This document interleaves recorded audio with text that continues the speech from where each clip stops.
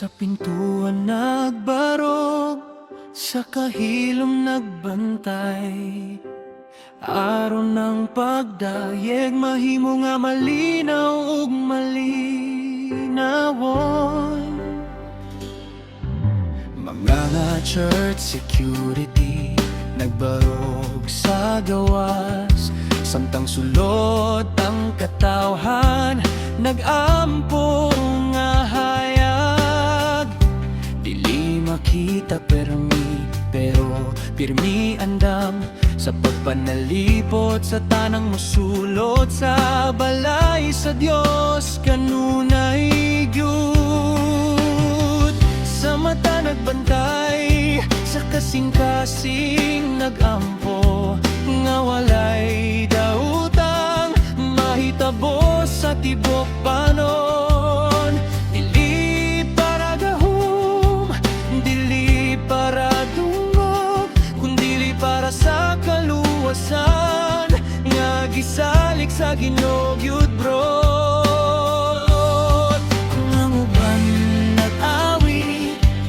Nagbarog gihapon, kayang pag-alagad daghang porma usara ang katuyoan. Mga church security, salamat kaayo sa inyong pag-alagad nga tinuod. Bisan dili makita ang Diyos nagtanaw sa inyong kasing-kasing yun. Mga church security,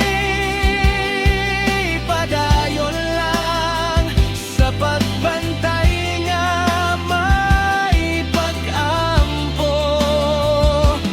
Ang inyong kahilom nga serbisyo nahimong panalangin sa tibok simbahan karon. Kae og hallway, parking ug pultahan, alertang huna-huna, limpyo ang katuyoan. Dili sundalo, dili polis, pero alagad nga gitugyanan sa responsibilidad.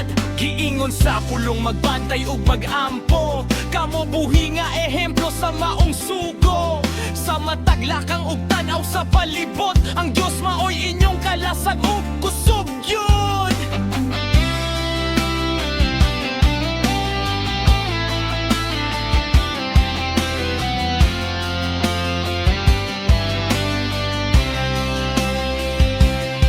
Ginoo, panalipti sila,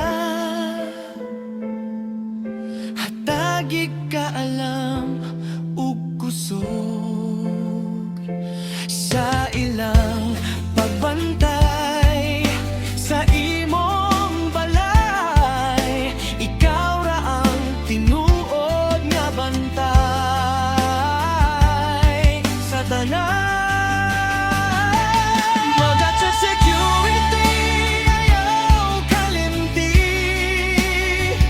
ang inyong buhat pililhon kayo. Bisan walay palagpag sa tawa,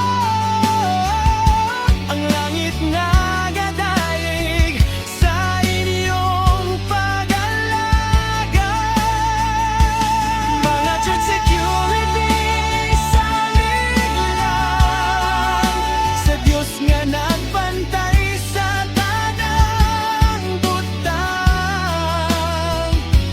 Ang inyong serbisyo usa ka pananglitan sa gugma, disiplina ug pag-alagad nga